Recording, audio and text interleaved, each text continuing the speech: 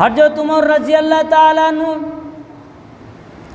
রাসূল মকবুল সাল্লাল্লাহু আলাইহি ওয়াসাল্লামের জামানায় আবু জেহেল ঘোষণা করে দিয়ে দিল মক্কা জমিনের ভিতরে যে মুহাম্মদ সাল্লাল্লাহু আলাইহি ওয়াসাল্লাম আব্দুল্লাহর ছেলে আলামিনের যে মাথা কেটে আনতে পারবে তাকে আমি 100 উট দান করব। কতটা?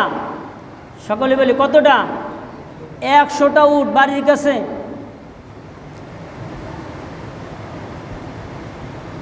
তখনও হযরত উমর রাদিয়াল্লাহু তাআলা ইসলাম গ্রহণ করেন নাই।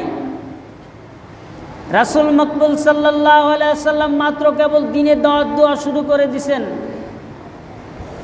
আবু জেহেল দেখলে যে এখনই যদি আমি মুহাম্মাদের বাধা না দেই তাহলে এই ইসলাম একসময় বিস্তার হয়ে যাবে, আমি আবু জেহেলই থেকে যাব, আমি আর ভালো হব না। এখনই বাধা দেওয়ার সময় তিনি মক্কার জমিনে ঘোষণা করে দিলেন যে 100 উট তাকে আমি দেব যে মুহাম্মাদের মাথা আমার কাছে নিয়ে আসতে পারবে। সকলে বলি নাউজুবিল্লাহ। আবু জেহেলের এই ঘোষণা শুনে হযরত উমর রাদিয়াল্লাহু তাআলা আনহু তিনি তখন কাফের, তিনি তখন কি কাফের ছিলেন। তিনি মনে মনে ভাবতেছেন যে এই রকম অফার তো কোনোদিন পাই নাই মক্কার জমিনে। আর তখন ওই মক্কার জমিনে হযরত উমরের মতো বীর পালোয়ান কেউ ছিল না, এত বড় বীর পালোয়ান। হযরত উমর রাদিয়াল্লাহু তাআলা আনহু আবু জেহেলের ঘোষণা শুনে তিনি রওনা দিলেন রাসূল মকবুল সাল্লাল্লাহু আলাইহি ওয়াসাল্লামকে হত্যা করার জন্য। সকলে বলি নাউজুবিল্লাহ। যখনই হত্যা করে যাবেন হযরত উমর ঘোড়া নিয়ে ছুটছেন, তরবারি নিয়ে, খোলা তরবারি নিয়ে। পথের মধ্যে একজন বয়স্ক মানুষের সাথে সাক্ষাৎ, বলতেছে হযরত উমর তুমি কোথায় যাচ্ছ? কি বলতেছে? ওই বয়স্ক লোকটা হযরত উমরকে জিজ্ঞাসা করতেছে যে উমর তুমি কোথায় যাচ্ছ? বলতেছে যে আমি আব্দুল্লাহর পোলা মুহাম্মাদের মাথা কেটে আনতে যাচ্ছি। আবু জেহেল মক্কার জমিনে ঘোষণা করেছে যেই ব্যক্তি এই মাথাটা নিয়ে আসতে পারবে তাকে নাকি 100 উট তাকে দান করা হবে। আমি সেই লোভে মুহাম্মাদের মাথা কাটার জন্য যাচ্ছি। সকলে বলি নাউজুবিল্লাহ। তখন ওই লোকটা জবাব দিয়েছিল, ওমর তুমি আগে তোমার নিজের চরকায় তেল দাও। কি বলেছিল? তোমার ঘরে আগে খোঁজ খবর নাও, তোমার ঘরকে আগে ঠিক করো। ঘরকে যখন ঠিক না করতে পারবে ততক্ষণ পর্যন্ত তুমি নিজে ঠিক হবে না। কয় কথাটার অর্থ বুঝতে পারলাম না। ওই লোকটা বলতেছে বুঝতে পারো নাই, কারণ তুমি যে মুহাম্মাদের মাথা কাটতে যাচ্ছ সেই মুহাম্মাদের হাতে হাত দিয়ে তোমার ভগ্নিপতি এবং তোমার বোন কিছুক্ষণ আগে ইসলাম গ্রহণ করেছে। সকলে বলি সুবহানাল্লাহ। লাগছে নাকি মাথায় খটকা? যে আমার বংশের ভিতরে আমার বোন জামাই, আমার বোন ইসলাম গ্রহণ করবে, আমি ওমর বেঁচে থাকতে এটা কখনো হেতু দেওয়া যাবে না। তার আগের রাত্রে জনাবে মুহাম্মদুর রাসূলুল্লাহ সকলে বলি সাল্লাল্লাহু আলাইহি ওয়াসাল্লাম আল্লাহ পাক রব্বুল আলামিনের কাছে দোয়া করেছিলেন, হে আমার মালিক, হে আমার প্রভু, ইসলাম প্রচারের স্বার্থে 2 জন ব্যক্তিকে তুমি কবুল করো। কয়জন ব্যক্তি? 2 জন ব্যক্তিকে কবুল করো। হয় হযরত উমরকে কবুল করো, না আবু জেহেলকে কবুল করো ইসলাম প্রসারের জন্য। আল্লাহ পাক রব্বুল আলামিন হযরত উমরের কবুল করে নিয়েছিলেন। বলেন সুবহানাল্লাহ। রাসূল মকবুল সাল্লাল্লাহু আলাইহি ওয়াসাল্লামের দরবার যখন হযরত উমর মাথা কাটতে যাচ্ছেন তখন ওই ব্যক্তির কথা শুনে হযরত উমর রাদিয়াল্লাহু তাআলা আনহু তিনি আর মাথা কাটতে না গিয়ে তিনি তার ভগ্নিপতির বাড়িতে দিকে রওনা দিলেন। কিছু দূরে ঘোড়াটা বেঁধে তার বাড়িতে যখন আসলেন, আসার পরে দেখে তার ভগ্নিপতি এবং তার বোন ঘরের ভিতরে ঘর আটকা দিয়ে কোরআন তেলাওয়াত করতেছে। কি তেলাওয়াত করতেছেন? কোরআন শরীফ তেলাওয়াত করতেছেন। সকলে বলি সুবহানাল্লাহ। যেটা এই তাহা মা আনজালনা আলাইকাল কুরআন লিতাশকা। হযরত উমর রাদিয়াল্লাহু তাআলা আনহু যখনই বাড়ির ভিতরে প্রবেশ করলেন তখনই তার কানের ভিতরে এই আয়াতটা ঢুকে গিয়েছিল যে তাহা মা আনজালনা আলাইকাল কুরআন লিতাশকা। এতটুক পর্যন্ত হযরত উমরের কানের ভিতরে পৌঁছে গেছে।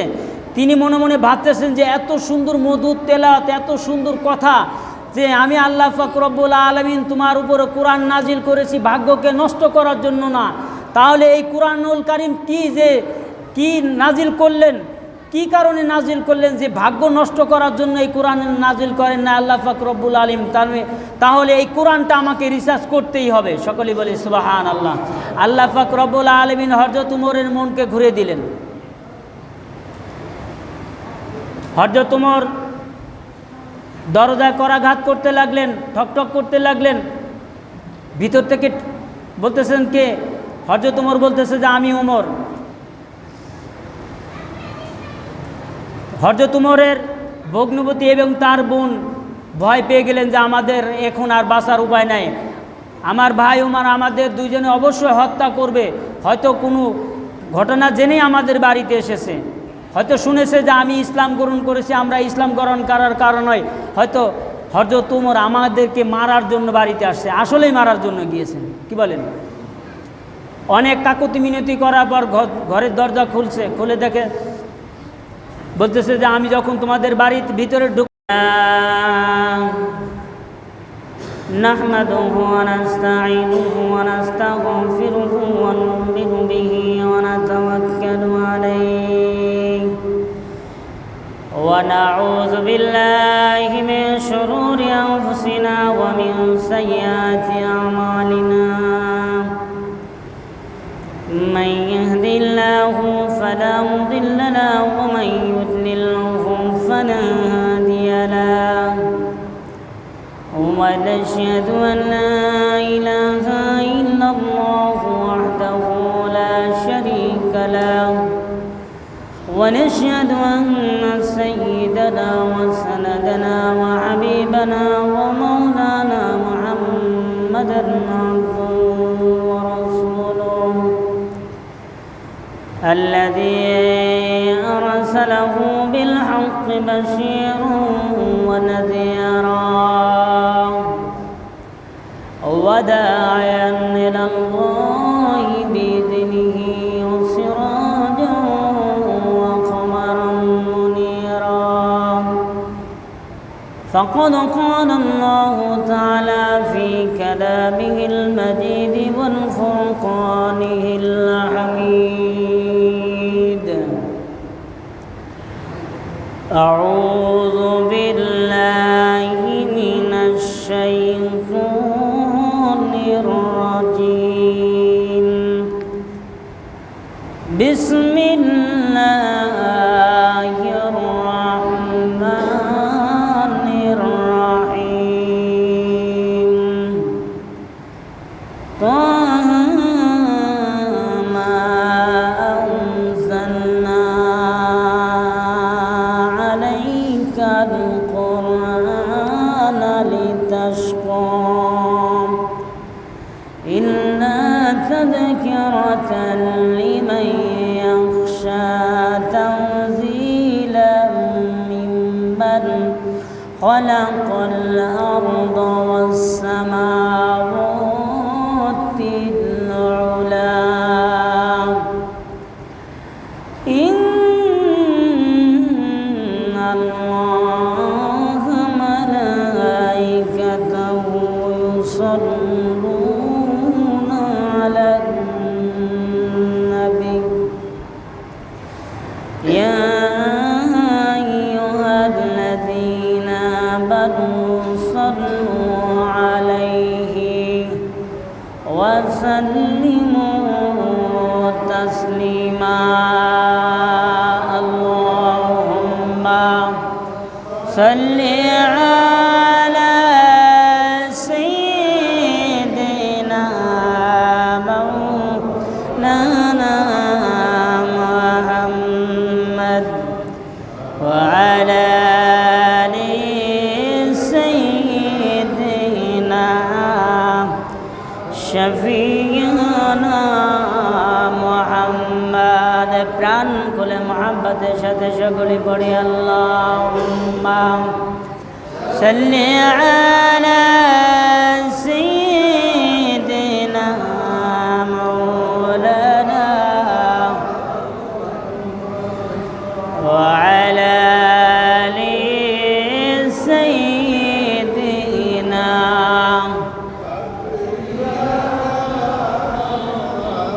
मोहब्बत कोरिया दुरूद परमिन भाई बसिया जोरे जोरे पढ़ो दुरूद आमिन भाई बसिया मोদের दुरूद শোনেন নবীজি রওজা পাকে শুইয়া আল্লাহুম্মা সাল্লি আলা সাইয়্যিদিনা মাওলানা ওয়া আলা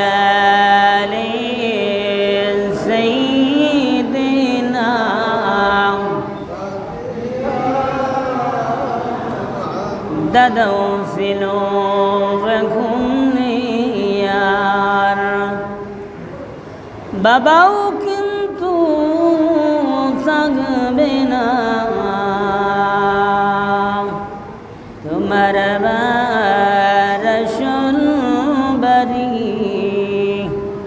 কবর মাঝে ঠিকানা আল্লাহুম্মা সাল্লি আলা সাইয়্যিদিনা মাওলানা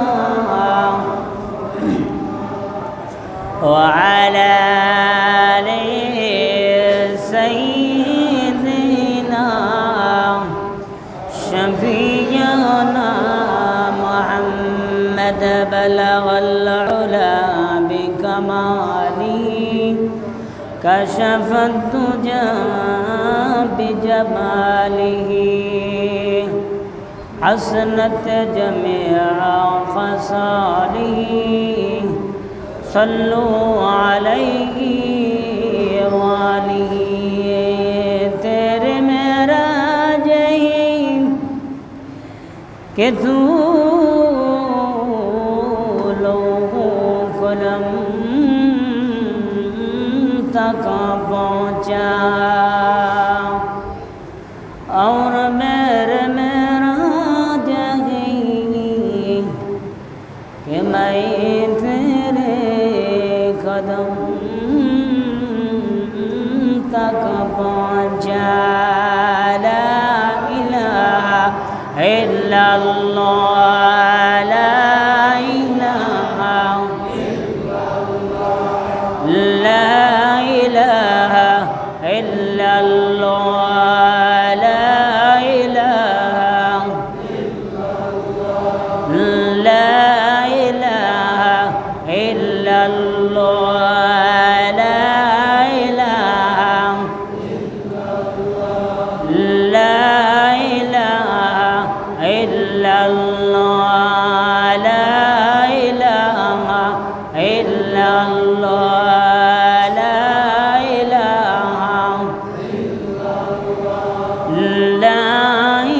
الله لا إله إلا الله محمد رسول الله সকলে বলি সাল্লাল্লাহু আলাইহি ওয়াসাল্লাম। মুআজ্জাজ মুহতারাম সম্মানিত মুসল্লিয়ানে কেরাম, পর্দার আড়ালে মা ও বোনেরা, আসসালামু আলাইকুম ওয়া রাহমাতুল্লাহি ওয়া বারাকাতুহু। সেই মহান তাআলার দরবারে লক্ষ লক্ষ কোটিতে কোটিতে শুকরিয়া, যেই মহান প্রভু আপনাকে এবং আমাকে অতি ভালোবেসে অতি আদর করে হাজারো মানুষের মধ্য থেকে, হাজারো লোকের ভিড় থেকে, হাজারো কাজের মধ্য থেকে যেই মহান প্রভু আপনাকে এবং আমাকে তৌফিক দান করলেন, সেই মহা মুনিবের দরবারে সবাই মিলে শুকরিয়া আদায় করি। সবাই বলি আলহামদুলিল্লাহ।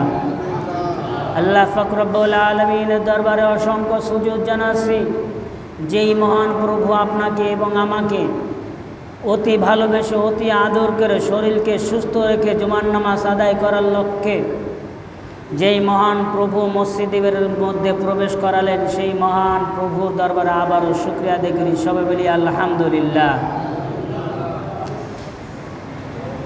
সারা বিশ্বের মহাবিশ্বয় মহাগ্রন্থ আল কোরআনুল কারীম থেকে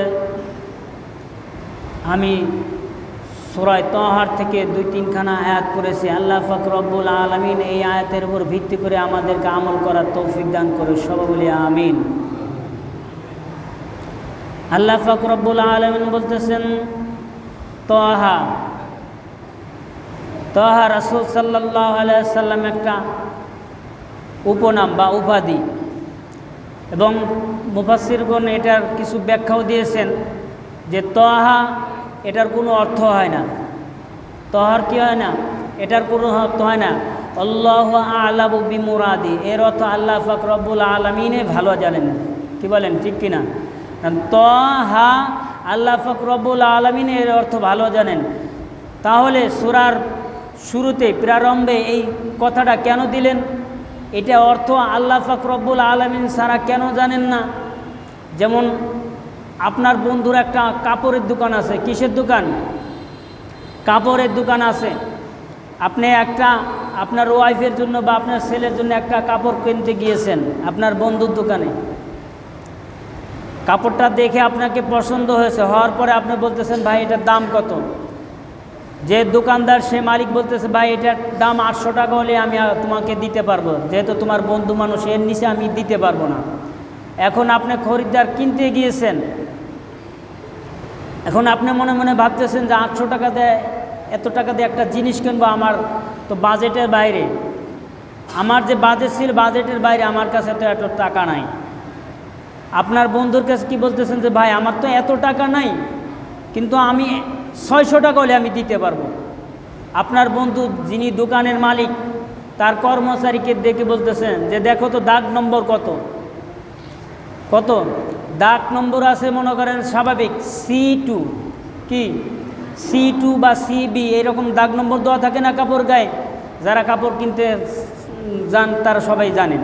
C2, CB, C মনে করেন D এরকম দাগ নম্বর দেওয়া থাকে। এখন দাগ নম্বর দেখে কর্মচারী বলতেছে যে, চাচা এইটার ভিতরে যে দাগ নম্বর দেওয়া আছে CB, এই CB দাগ নম্বর দেওয়া আছে। শেষ পর্যন্ত আপনার বন্ধু যিনি দোকানদার মালিক সে বলতেছেন যে, ভাই এটা আসলে আমার, আপনি যে দাম বলছেন আমার কিনা দামও পড়ে নাই, কিনা দামও পড়ে নাই। আপনি বললেন 800 টাকা, খরিদ্দার বলছে 600 টাকা। এখন C2 বা CBর ভিতরে কি পার্থক্য আছে 800 টাকার ভিতরে? পৃথিবীর কেউ বুঝতে পারবে? কথা বলেন। একমাত্র বুঝবে কে? দোকানদার এবং তার যে কর্মচারী আছে সেই বুঝতে পারবে। অন্যথায় আপনি যত বড় পালোয়ান হন না কেন, CB C2 কোড নম্বর আপনি জীবনেও বের করতে পারবেন না, জীবনেও বের করতে পারবেন। সেই জন্য আল্লাহ পাক রব্বুল আলামিন সূরার প্রারম্ভেই বলতেছেন তাহা, এইটার অর্থ একমাত্র আল্লাহ পাক রব্বুল আলামিন, আল্লাহু আ'লামু বিমুরাদি, তিনি একমাত্র ভালো জানেন। সবাই বলি আলহামদুলিল্লাহ। মা আনজালনা আলাইকাল কুরআনা লিতাশকা, মা আনজালনা আলাইকাল কুরআনা লিতাশকা। আল্লাহ পাক রব্বুল আলামিন তার প্রিয় বন্ধু প্রিয় হাবিবকে বলতেছেন, হে আমার প্রিয় বন্ধু, হে আমার হাবিব, মা আনজালনা আলাইকাল কুরআনা লিতাশকা, আমি তোমার উপরে যেই গ্রন্থ নাজিল করেছি, যেই কিতাব নাজিল করেছি, আলাইকাল কুরআনা লিতাশকা, এইটা আপনার ভাগ্যকে নষ্ট করার জন্য আমি কোরআন নাজিল করি নাই।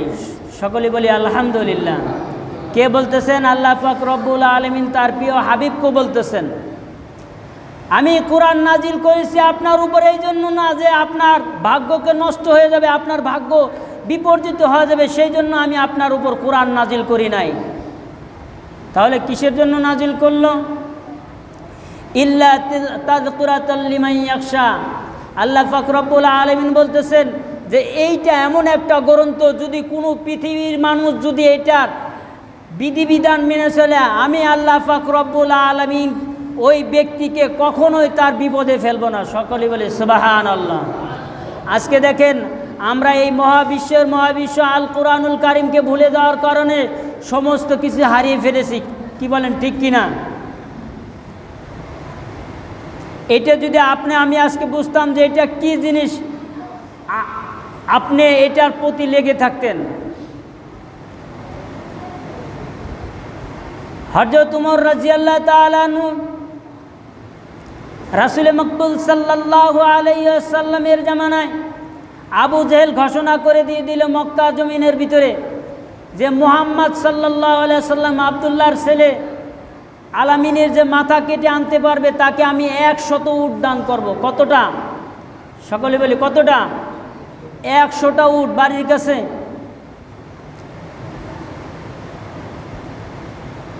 তখনও হযরত উমর রাদিয়াল্লাহু তাআলা আনহু ইসলাম গ্রহণ করেন নাই। রাসূল মকবুল সাল্লাল্লাহু আলাইহি ওয়াসাল্লাম মাত্র কেবল দিনে দাওয়াত দেওয়া শুরু করে দিয়েছেন। আবু জেহেল দেখলে যে এখনই আমি যদি মুহাম্মাদের যদি বাধা না দেই তাহলে এই ইসলাম একসময় বিস্তার হয়ে যাবে, আমি আবু জেহেলই থেকে যাব, আমি আর ভালো হব না। এখনই বাধা দেওয়ার সময় তিনি মক্কার জমিনে ঘোষণা করে দিলেন যে 100 উট তাকে আমি দেব যে মুহাম্মাদের মাথা আমার কাছে নিয়ে আসতে পারবে। সকলে বলি নাউজুবিল্লাহ। আবু জেহেলের এই ঘোষণা শুনে হযরত উমর রাদিয়াল্লাহু তাআলা আনহু তিনি তখন কি কাফের ছিলেন।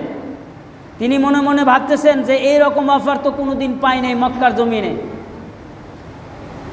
আর তখন ওই মক্কার জমিনে হযরত উমরের মতো বীর পালোয়ান কেউ ছিল না, এত বড় বীর পালোয়ান। হযরত উমর রাদিয়াল্লাহু তাআলা আনহু আবু জেহেলের ঘোষণা শুনে তিনি রওনা দিলেন রাসূল মকবুল সাল্লাল্লাহু আলাইহি ওয়াসাল্লামকে হত্যা করার জন্য। সকলে বলি নাউজুবিল্লাহ। যখনই হত্যা করবে যাবেন হযরত উমর ঘোড়া নিয়ে ছুটছেন, তরবারি নিয়ে, খোলা তরবারি নিয়ে।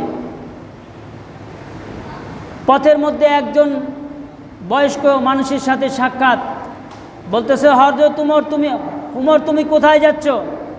কি বলতেছে? ওই বয়স্ক লোকটা হযরত উমরকে জিজ্ঞাসা করতেছে যে উমর তুমি কোথায় যাচ্ছ? বলতেছে যে আমি আব্দুল্লাহর পোলা মুহাম্মাদের মাথা কেটে আনতে যাচ্ছি। আবু জেহেল মক্কার জমিনে ঘোষণা করেছে যেই ব্যক্তি এই মাথাটা নিয়ে আসতে পারবে তাকে নাকি 100 উট তাকে দান করা হবে। আমি সেই লোভে মুহাম্মাদের মাথা কাটার জন্য যাচ্ছি। সকলে বলি নাউজুবিল্লাহ। তখন ওই লোকটা জবাব দিয়েছিল, ওমর তুমি আগে তোমার নিজের চরকায় তেল দাও। কি বলেছিল? তোমার ঘরে আগে খোঁজ খবর নাও, তোমার ঘরকে আগে ঠিক করো। ঘরকে যখন ঠিক না করতে পারবে ততক্ষণ পর্যন্ত তুমি নিজে ঠিক হবে না। কথাটার অর্থ বুঝতে পারলাম না। ওই লোকটা বলতেছে বুঝতে পারো নাই, কারণ তুমি যে মুহাম্মাদের মাথা কাটতে যাচ্ছ সেই মুহাম্মাদের হাতে হাত দিয়ে তোমার ভগ্নিপতি এবং তোমার বোন কিছুক্ষণ আগে ইসলাম গ্রহণ করেছে। সকলে বলি সুবহানাল্লাহ। লাগছে নাকি মাথায় খটকা? যে আমার বংশের ভিতরে আমার বোন ইসলাম গ্রহণ করবে, আমি ওমর বেঁচে থাকতে এটা কখনো হেতু দেওয়া যাবে না। তার আগের রাত্রে জনাবে মুহাম্মদুর রাসূলুল্লাহ সকলে বলি সাল্লাল্লাহু আলাইহি ওয়াসাল্লাম আল্লাহ পাক রব্বুল আলামিনের কাছে দোয়া করেছিলেন, হে আমার মালিক, হে আমার প্রভু, ইসলাম প্রচারের স্বার্থে 2 জন ব্যক্তিকে তুমি কবুল করো। কয়জন ব্যক্তি? 2 জন ব্যক্তিকে কবুল করো, হয় হযরত উমরকে কবুল করো, না আবু জেহেলকে কবুল করো ইসলাম প্রসারের জন্য। আল্লাহ পাক রব্বুল আলামিন হযরত উমরের কবুল করে নিয়েছিলেন। বলেন সুবহানাল্লাহ। রাসূল মকবুল সাল্লাল্লাহু আলাইহি ওয়াসাল্লামের দরবার যখন হযরত উমর মাথা কাটতে যাচ্ছেন তখন ওই ব্যক্তির কথা শুনে হযরত উমর রাদিয়াল্লাহু তাআলা আনহু তিনি আর মাথা কাটতে না গিয়ে তিনি তার ভগ্নিপতির বাড়িতে দিকে রওনা দিলেন। কিছু দূরে ঘোড়াটা বেঁধে তার বাড়িতে যখন আসলেন, আসার পরে দেখে তার ভগ্নিপতি এবং তার বোন ঘরের ভিতরে ঘর আটকা দিয়ে কোরআন তেলাওয়াত করতেছে। কি তেলাওয়াত করতেছেন? কোরআন শরীফ তেলাওয়াত করতেছেন, সকলে বলি সুবহানাল্লাহ। যেটা এই তহা মা আনজালনা আলাইকাল কুরআন লিতাশকা। হযরত উমর রাদিয়াল্লাহু তাআলা আনহু যখনই বাড়ির ভিতরে প্রবেশ করলেন তখনই তার কানের ভিতরে এই আয়াতটা ঢুকে গিয়েছিল যে তহা মা আনজালনা আলাইকাল কুরআন লিতাশকা। এতটুক পর্যন্ত হযরত উমরের কানের ভিতরে পৌঁছে গেছে। তিনি মনে মনে ভাবতেছেন যে এত সুন্দর মধুর তেলাওয়াত, এত সুন্দর কথা, যে আমি আল্লাহ পাক রব্বুল আলামিন তোমার উপরে কোরআন নাজিল করেছি ভাগ্যকে নষ্ট করার জন্য না, তাহলে এই কোরআনুল কারীম কি নাজিল করলেন, কি কারণে নাজিল করলেন যে ভাগ্য নষ্ট করার জন্য এই কোরআন নাজিল করেন না আল্লাহ পাক রব্বুল আলামিন? তাহলে এই কোরআনটা আমাকে রিসার্চ করতেই হবে। সকলেই বলি সুবহানাল্লাহ। আল্লাহ পাক রব্বুল আলামিন হযরত উমরের মনকে ঘুরে দিলেন।